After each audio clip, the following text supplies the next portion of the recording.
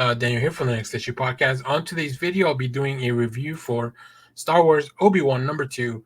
This is the miniseries following the tales of Obi-Wan Kenobi. In the first issue, we'll learn something from his childhood. In this issue, we learn something about a mission that he did with Qui-Gon as a Padawan. So this all takes place before the events of Episode 1. Kind of, or except for the beginning. So let's take a look at the creative team, and then I'll talk more about this book.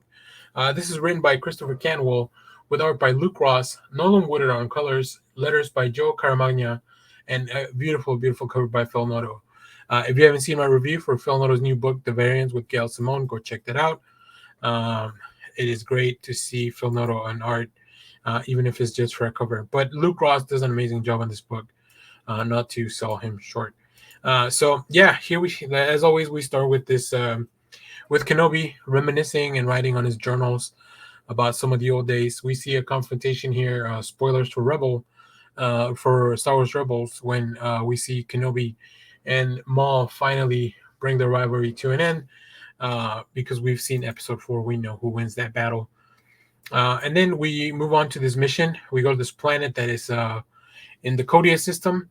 It is definitely a place that's a little weird because it's almost as if light cannot travel there on this part of the moon, but they received a distress signal. So of course, as Jedi, they have to jump into action. It's really cool to see Obi-Wan and Qui-Gon. I'm a big fan of their relationship, and Qui-Gon's one of my favorite characters from Star Wars. I really love here how they do have these glasses. These almost look like the Star Trek glasses, right? um but but yeah, I really like that premise. And then this book kind of just evolves into feeling kind of like a horror story. I don't know if Christopher Cantwell intended to write a horror story, but that's what it turned into. And it's a job that the whole team does, right? It's the cover, I mean, it's the coloring, it's the art, all the shadows and the lack of light. So yeah, it's really fun. It has like all these little stories. We do have a resolution, so you could even just buy this issue without you having read the first one. Although I recommend you read the first one just because I like Kenobi, and I'm glad that his stories kind of continue. So you guys, let me know what you think of this issue.